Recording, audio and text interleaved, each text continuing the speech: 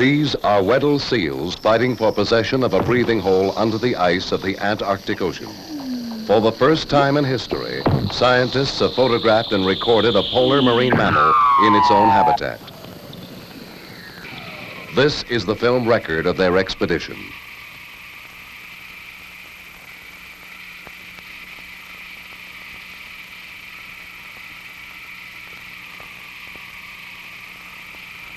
Antarctica, the bottom of the world. Here, everything that lives depends for its survival on food brought in by the ocean.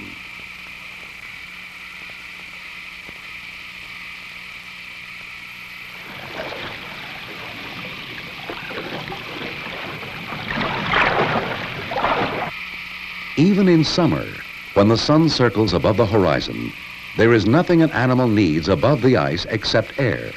Everything else is below.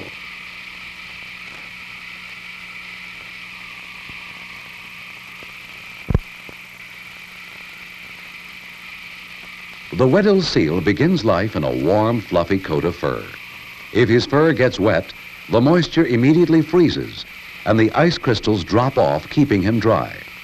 By the time he sheds his fur, he has stored up enough blubber under his skin to insulate him from the sea. The adult seal lives in two worlds. Above the ice, he has air to breathe. Below, he finds food and steady temperatures. He must keep holes open in the ice, using his own teeth to grind the edges back. The seal can stay underwater up to an hour and dive to at least 1,500 feet. But he has to breathe. He has to find his way back to a hole in the ice, even though it is too black to see underwater.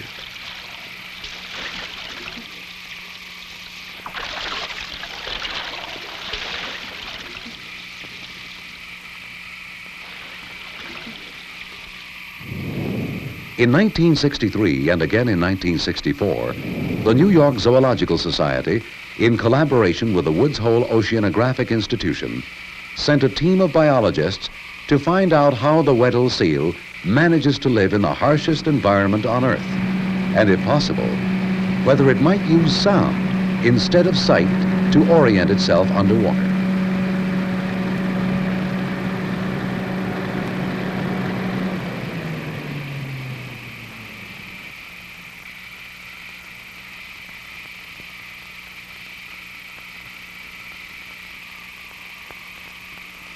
They dug 3 holes in the ice, 6 feet deep, to the waters of McMurdo Sound.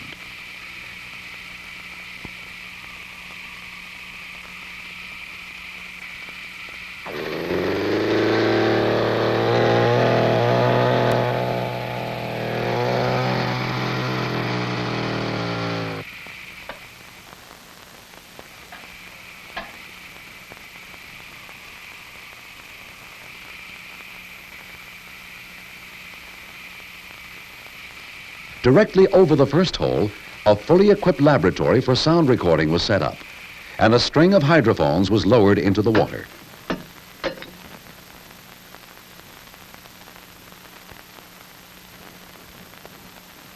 Day and night, the tape recorders picked up a busy world of strange calls from an area of several square miles. There was a descending trill, heard continually where seals gathered.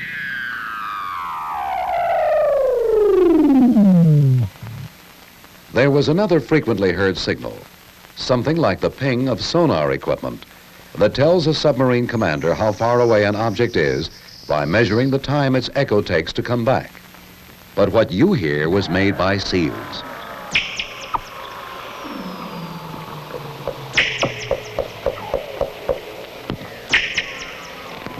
The second hole in the ice provided access for the divers who wore thick insulating suits to protect them from the freezing Antarctic water.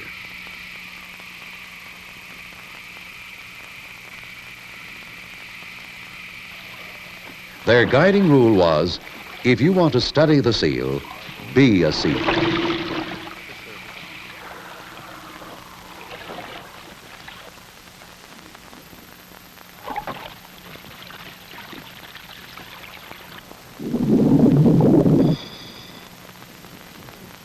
Under the thick ice, the water is dark.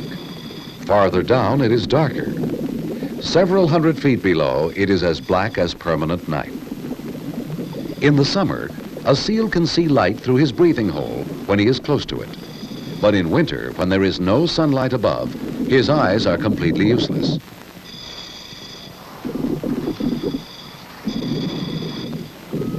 Delicate crystals of ice formed around the equipment, for the temperature of the Antarctic Ocean is just at its freezing point.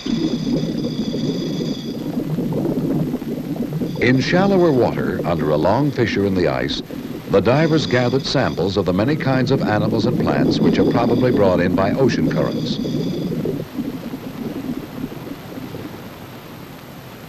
Here they found one of many jellyfish with tentacles more than 30 feet long.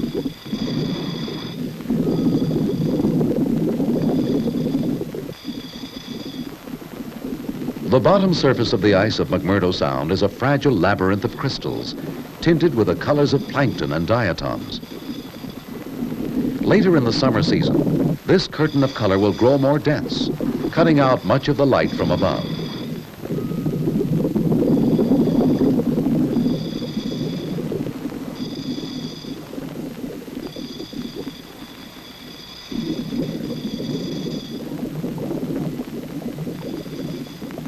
The Weddell seal lives on a diet of fish and crustaceans, some of which were found trapped in unfrozen cells of water in the crystalline ice, or where a diver could reach it on the bottom.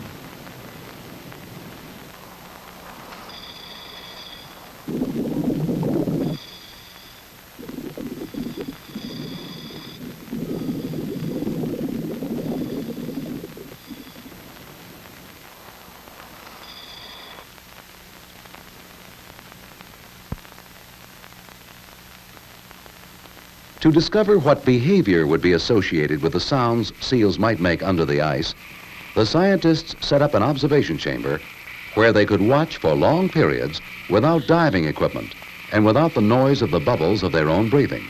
In the chamber, one of the men speaking through an intercom described what individual seals were doing as they called to one another. By this means, the observers came to the conclusion that the descending trill was sometimes associated with a seal's approach to the breathing hole he considered his own.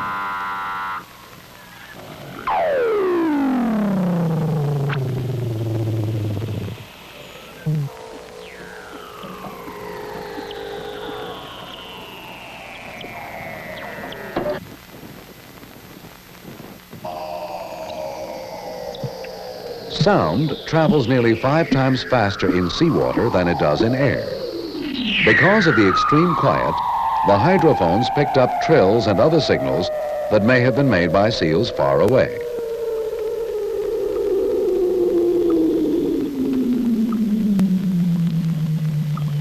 Occasionally, observers could see a seal's throat vibrating with sound, but no precious air was being lost.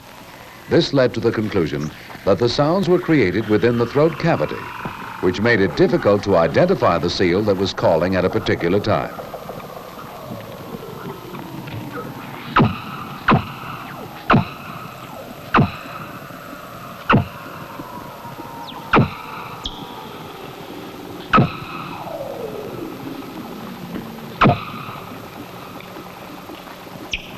Among the different members of the colony of seals, some seem to have a higher authority than others.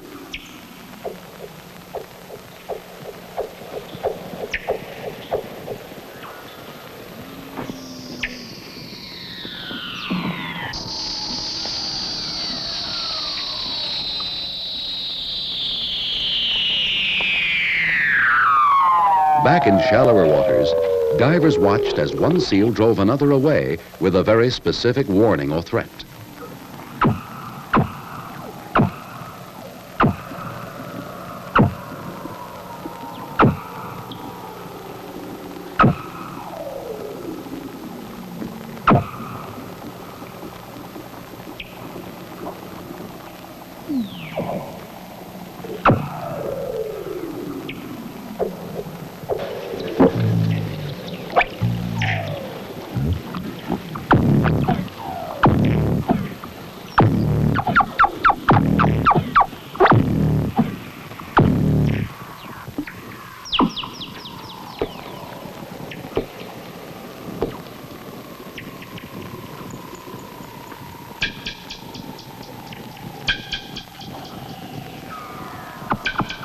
Although the seal needs air to breathe, a diver sometimes found one sleeping in the still water, using the buoyancy of his lungs to keep his body pressed gently against the ceiling of ice.